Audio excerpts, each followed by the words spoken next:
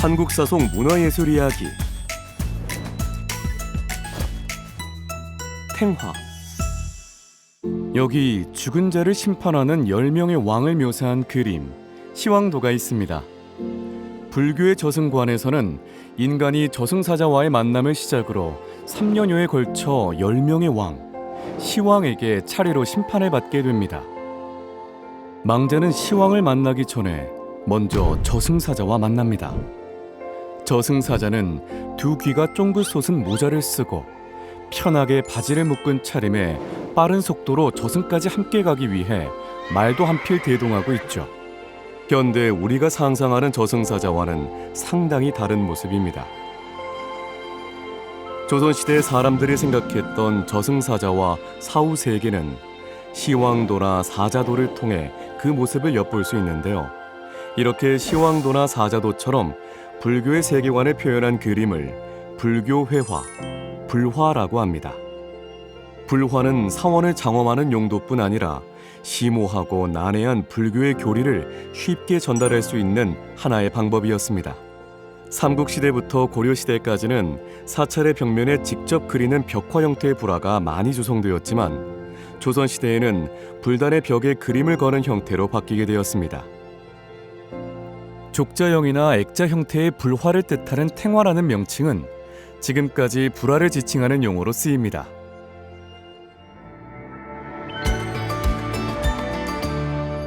오늘날 우리가 일반적으로 볼 수 있는 사찰의 전각 내부 구성은 조선 후기에 정착된 것입니다. 임진왜란과 정유재란, 병자호란 등의 전쟁을 거치며 피해를 입은 사찰들은 재건과 복구의 과정을 겪게 되는데요. 당시 죽은 사람들을 천도하는 의식이 활발히 개최되며 사찰이 많은 사람을 수용할 수 있도록 변화합니다. 전각의 외부뿐 아니라 전각 내부 또한 의식이 개최되는 공간으로 사용되면서 불화는 의식의 주요한 매체로 활용됩니다. 불화는 봉안되는 주제와 위계에 따라 상단탱, 중단탱, 하단탱 등 3단으로 명명되었습니다. 중심 전각은 3단 의식의 출발점이었습니다. 전각의 상단에 모셔진 상단탱은 불상 뒤에 거는 불화라는 의미로 후불화, 후불탱으로 불렸습니다. 이름에서도 알 수 있듯이 이 상단탱은 봉안되는 전각과 그곳에 모셔진 불상과의 관계로 주제가 정해지는데요. 대웅전에 석가모니 불을 주존으로 하는 영산회상도를 걸었다면 극락전에는 아미타불을 주존으로 하는 아미타불 회도가 걸립니다. 중단불화, 즉 중단탱은 전각의 동벽 또는 서벽에 걸리는데요. 전각 내에서 행해진 실질적인 의식을 위해 사용되었습니다.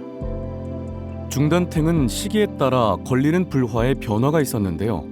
삼장보살도와 같이 수륙제가 열릴 때 청하는 신들을 그리게 된 것부터 사후에 받아야 할 죗값을 미리 갚는 예수제에서 유래한 지장시황도, 일상의례에서 불교의 여러 신들에게 공양하는 신중도가 중단탱으로 조성되었습니다.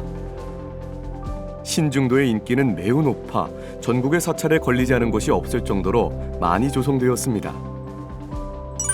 하단불화, 즉 하단탱은 상단과 중단에 받들었던 공덕이 하단을 통해 영혼이 해탈되어 마무리되는 과정으로 돌아가신 분들의 영혼을 기리기 위해 감로도가 봉안되었습니다.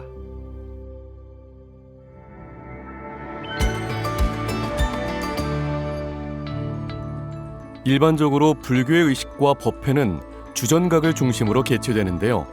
그 규모가 커질 경우 전각의 외부까지 확장됩니다. 흔히 떠들썩하고 시끄러운 모습이란 뜻으로 쓰이는 야단법석이란 표현이 바로 이 야외 법회에서 유래되었습니다. 야외 법회에는 사람들이 많이 모이는 만큼 대형 불화를 걸게 되는데 이를 괴불, 괴불탱이라고 합니다. 괴불은 대체로 10m에 달하는 큰 규모로 조성되었습니다.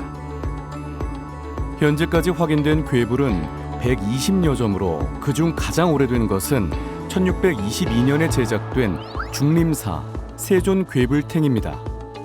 결과부절을 한 석가모니가 금빛 광배를 배경으로 오색 구름에 휩싸여 있는 모습이 장엄하게 표현되어 있습니다. 공주 마곡사 석가모니 괴불은 높이 11m에 이르는데 이 거대한 크기는 보는 사람을 압도합니다. 화려한 보관을 쓰고 연꽃을 든 석가모니불과 가르침을 듣기 위해 모인 34명의 인물이 가득 채워진 마곡사 괴불은 모란이 어우러진 광배와 밝고 부드러운 색감, 유려한 필선의 형태 묘사로 17세기 후반기를 대표하는 걸작으로 꼽힙니다.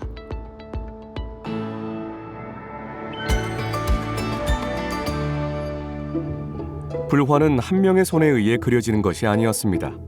적게는 두세 명에서 많게는 수십 명의 화가가 참여하여 분업적으로 그려나갔습니다. 조선 후기 불화는 대부분 승려들이 제작을 전담하였는데 이들을 화승이라 불렀습니다. 화승은 수행을 하는 승려이자 뛰어난 예술가로서 조선시대 불교 예술을 꽃피운 주역들입니다. 이들은 전국적으로 큰 사찰을 중심으로 활동하면서 여러 불사에 초대되어 불화를 제작했습니다. 남장사의 16나한도와 같이 서울과 경기 지역에서 활동하던 화승이 경상도에 내려가서 그곳 화승들과 협업하여 불화를 완성하기도 했습니다. 16나한도는 얼핏 비슷한 그림으로 보이지만 배경을 이루는 나무나 나한 주변에 있는 소품에서 서울과 지방 양식의 차이를 보여줍니다. 불화를 조성할 때는 가장 출중한 수화승이 여러 화승을 지휘했습니다. 수화승은 금어 또는 도화사라고 부릅니다. 화승들의 삶은 자세히 알려지지 않았지만 조선 후기 수화승들이 남긴 자화상을 통해 그들의 모습을 엿볼 수가 있습니다.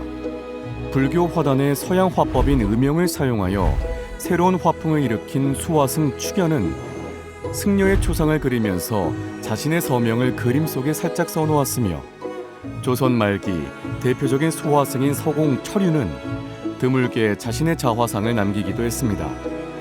불화의 밑그림을 그리는 작업을 출초라고 하는데요. 출초된 초본을 바탕으로 채색하여 불화를 완성합니다. 이처럼 화승들은 먼저 그린 초본을 사용하거나 선배 화승들의 초본을 모본 삼아 다시 밑그림을 그려 사용하였습니다. 이로써 불화의 양식이 지속적으로 계승될 수 있었습니다.